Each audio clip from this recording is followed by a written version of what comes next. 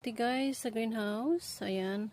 Ito yung mga kinuhanan ko ng slips na itinanim ko sa labas. Ayan, meron ako sa mga pots. Ayan, ang dami na ulit mga slips. Pwedeng kunin, pero hayaan ko na muna ito this time. Para lumago siya. At magkaroon ako ng maraming talbos. Ayan. Aking sweet potatoes. Ito ay Japanese, o purple Japanese sweet potato. Na tinanim ko dito a week ago now. Ayan, naka-adjust na siya sa heat sa labas. So, ayan, nilagyan natin ng net kasi andito yan sa labas ng greenhouse. Ayaw kumakain ng wild. So, ayan.